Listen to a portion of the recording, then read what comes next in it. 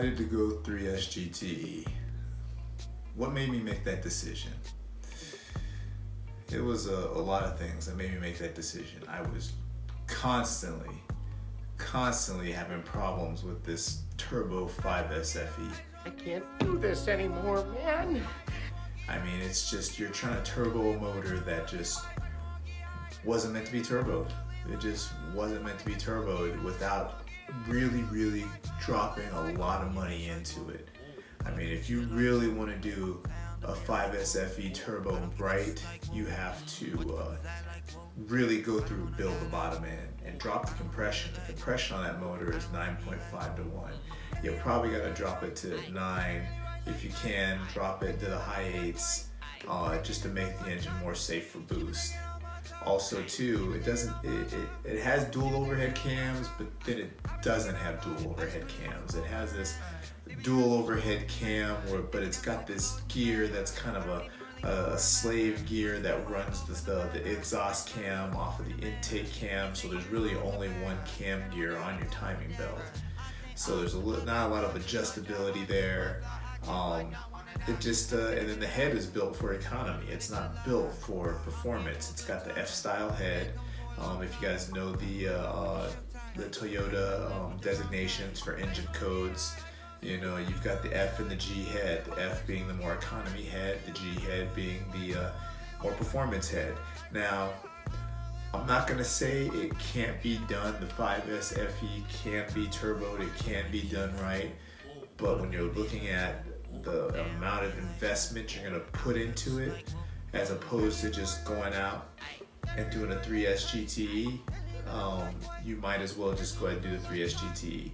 Now, there are other options out there that I considered when I was looking to go 3S GTE. I was also looking at doing what they call a kind of a hybrid Frankenstein motor, which is a 5S GTE, which means I would take all the stuff, the bottom end off of the 5S, because it's got that extra little bit of displacement. Pretty much makes a stroker motor out of a 3S GTE motor, but then take the 3S GTE parts, the head, the turbo, all that stuff, and put it up top.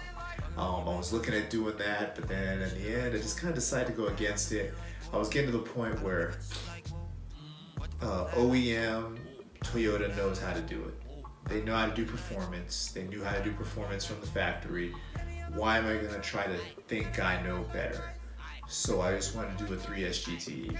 And then the question was, okay, do I want to do a 3rd gen, 2nd gen, 4th gen, 5th gen? What gen 3S GTE do I want to do?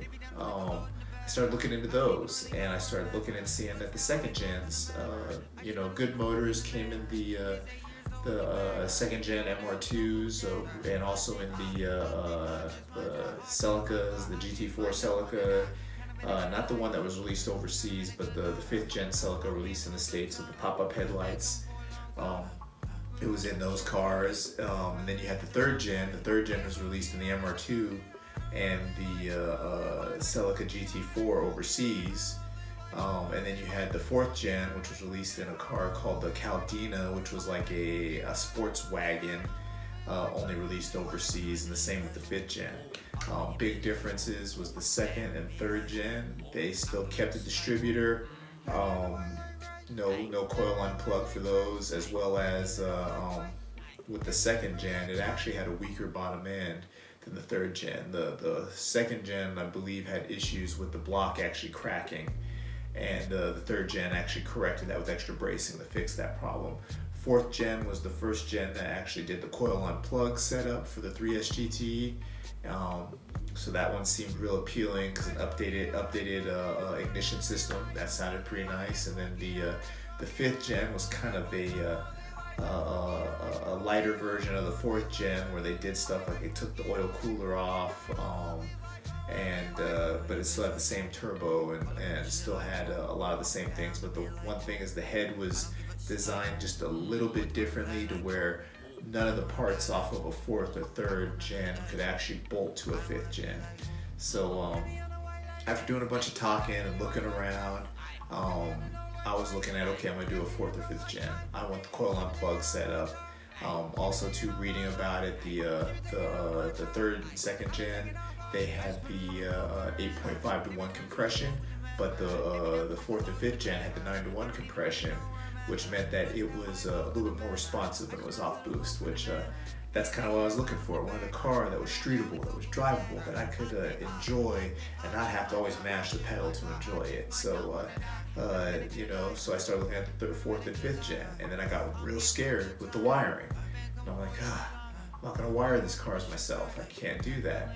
Come to find out, great company, guy out of Atlanta, Georgia, owns a company called R.A.W. I believe his name's Doug. I've talked to him once on the phone. Friendly guy. Talked it over with him, what I'm thinking of, what my options are, what do I want to do, and he really kind of directed me towards the fourth gen. Now, at the time, there was no way to do the wiring on the fifth gen because the fifth gen still had immobilizers in the ECUs that hadn't been figured out. I believe they've since figured it out because this was about two and a half years ago when I finally did my swap. So ended up going with the fourth gen. So next it was like, okay, well, where do I get a fourth gen? Now I got to figure out how to get a motor. So I started looking around, looking at different companies that are importing motors. Ended up going with a company called JDM West Coast. Used them, got the motor out of California. They shipped it. Freight truck showed up to my front door. Wheeled it out. I took some time looking over the motor, and a couple things didn't seem quite right with the motor, but I was so excited I overlooked them, and I'll talk about how it bit me a little bit later. But the things that kind of caught me to where I should have just told the driver, take the motor back, I don't want it, was right away when I looked at the motor. The ad they had a motor with a manual transmission ECU. The one that came off the truck had an automatic transmission ECU. Right there, I should have been like, this is not the same motor that was in the photos. It's a trap! This is a different motor. And I just wanted to give you guys a word of warning that if you get any hint that the motor that's being delivered to you is different than the one that is shown to you online or whatever, or you're getting videos of, just send it back, because if you don't accept shipment, you can get a full refund and work that out. It's all on the seller, because now they weren't honest with what they gave you. That was the first flag, but I passed it over and I was like, I'm just gonna roll with this. I think it's good. It checked everything else. It had all the sensors, all the wiring, everything good. Put a socket on the crank, turned it over, and then it wasn't seized, turned over fine. Checked inside the oil cap, and it wasn't like that black oil kind of sludge in there. So I was like, I can work with this. This will be fine. Automatic transmission ECU, it works the same as a manual. And so I ended up accepting the shipment, and then moving through and going through the whole motor. I've ended up buying like a refresh kit, so I could do things like change the timing belt, change the water pump, change the cam seals, the valve cover gasket, pretty much just kind of freshened up the whole motor. Went through, did all the seals on the oil pump again, just really wanted to make sure that when I drop this motor in, it's ready to go and it's good to go. And so that's what I did. And then I sent off the wiring. In order to do the wiring, you send off your wiring from the engine that you got, as well as the wiring from the original engine off the car. You send it to WireGap. They send you back an engine harness that's completely merged to those two, so it's just completely plug and play. Now, the problem you run into when you do this is that when you get a lot of these motors from these companies, they'll say, okay, we give you a 30-day warranty, 30-day startup warranty. So you've got 30 days to get the engine installed and started for the first time in order to, hit them back for the warranty. Well, when you're getting wiring done, it could be 30 days just before the wiring's done. So by the time I got the wiring done, I was already outside the warranty. So I go through, install the motor, drops right in on the motor mounts, everything plugs right in. I mean, it was the easiest swap I've ever done. I mean, don't have too much experience with swapping motors, but I mean, it was almost like the motor just belonged in there. I mean, the transmission just bolted right up to the factory locations. Everything just bolted up. It was easy.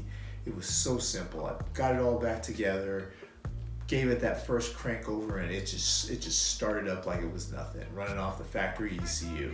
And I was just like, wow.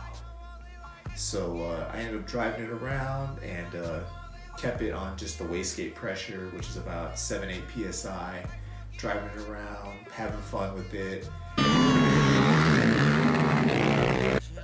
Because even with that 7, excuse me, at least with having that 7-8 psi, the car was really responsive, and I was really enjoying it. And so I just continued to keep driving it around, having fun with it. And then so I'm taking it for a drive. I'm hitting up all the back roads. I'm having fun with it. And then I punch it a couple times, max out the boost. I'm all happy. And then I noticed that the water temp isn't dropping like it should, even with the fans on. And I'm like, let me turn it around and start heading back. And so I turn it around. I'm maybe about, 45 minutes out from my house. I really was just having too much fun.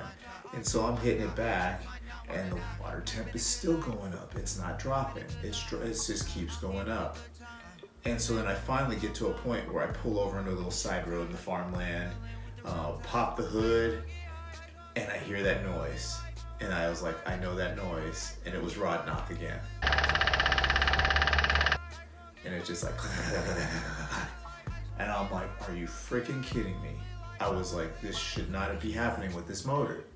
I mean, I may be putting 200 miles on this motor, maybe 200 miles on this motor, and it's already doing this. And this is supposed to be a motor that's supposed to be around 60,000 miles or less on it, and it's rod knocking, And so I cut the motor, and this is New Year's Eve, and I'm stuck. No ride, broke down car. So call up roadside assistance, waiting all times of the night. They finally come get me, bring me home, and all the way back, the tow truck driver is like, oh man, that's an awesome car, man. And I'm like, really? Because I'm thinking about selling it. Screw this car. I'm tired of this car. Screw this car. And the tow truck driver is like, oh no, don't sell it. He was like, if you try to sell it right now, you're not going to get anything for it unless you get it fixed. And so I'm like, yeah, that's a good idea. So I was like, well then I'll fix it and I'm going to sell it, because I'm like, screw this car. I am done with this car. This is not worth it. This is not worth my time. I did everything right, and this motor is still giving me problems. And so at this point, I'm just like, I'm pissed. I push it up into the driveway with the truck driver, or with the tow truck driver, pay him his money. He goes along his way. I take one look at the car, and I give it this nasty look, and I go up in the house, and I'm like, I'll figure this out sometime in the new year. And I am pissed. And because now I know I've got to go through this whole process all over again with another motor, and how do I know I'm not going to get another bad motor? And so I had to really kind of just buckle up and figure out what I was going to do.